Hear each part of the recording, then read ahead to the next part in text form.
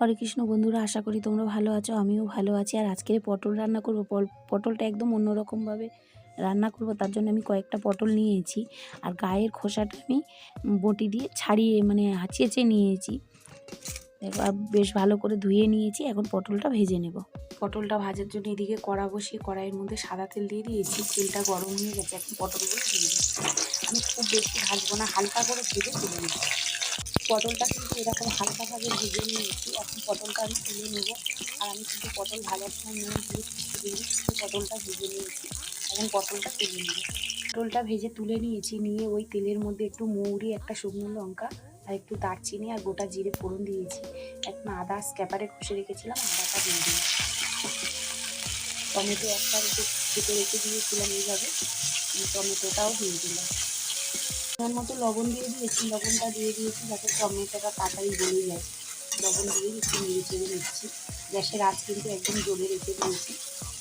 একটা বাটির মধ্যে হলুদ গুঁড়ো, জিরের গুঁড়ো, লাল লঙ্কার গুঁড়ো আর ধনের গুঁড়ো নিয়ে নিয়েছি। অল্প করে জল দিচ্ছি। আর আমি সব মশলা কিন্তু হাফ চামচ করে নিয়েছি।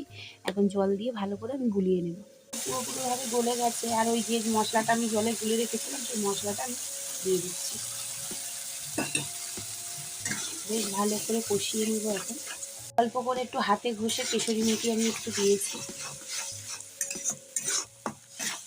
100 গ্রাম পনির নিয়ে এসেছিলাম, পনিরটা এখন হাতের মধ্যে একটু মেখে দিয়ে দিচ্ছি। পনিরটা দিয়ে একটু হালকা করে নেড়ে চেড়ে নিয়েছি। দেখো দেখতে কিন্তু দারুণ লাগছে, আর খেতে কিন্তু দারুণ স্বাদ হয় এইভাবে যদি রান্না করা যায় পনির পটল। আর ভাত, রুটি, পরোটা সবার সঙ্গে খাওয়া যাবে। এখন ভেজে রাখা পটলটা দিয়ে দিচ্ছি, দিয়ে একটু নাড়িয়ে চাড়িয়ে নিচ্ছি। দিয়ে বেশ ভালো করে কষিয়ে নিয়েছি। আর এই যে বাটির মশলাগুলো রেখেছিলাম, ওই বাটির হাফ বাটি আমি জল দিয়ে দিচ্ছি। তো বেশ ভালো করে আমি ফুটিয়ে নেবো। আর খুব সামান্য একটু চিনি দিয়ে দিয়েছি। পটল পনিরটা পুরোপুরিভাবে রেডি হয়ে গেছে। কিছুটা ধনেপাতা ধুয়ে ভালো করে কুচিয়ে রেখে দিয়েছিলাম, ধনেপাতাটা দিয়ে দিয়েছি। একটু নাড়িয়ে চাড়িয়ে নিয়ে আর নামিয়ে নেব। এর মধ্যে কিন্তু পুরো গরম মশলা দেওয়া যায়, ভাজা মশলা দেওয়া যায়। আমি যেহেতু ধনেপাতা দিয়েছি বলে আর কোনো মশলা দিলাম না। দেখো পনিরটা আমি নামিয়ে নিয়েছি। দারুণ দেখতে লাগছে কিন্তু, আর খেতে কিন্তু দারুণ স্বাদ হয়। আর কারা কারা পটল দিয়ে পনির এইভাবে খেয়েছে অবশ্য কমেন্টে জানিও, আর কেমন হয়েছে অবশ্য জানিও।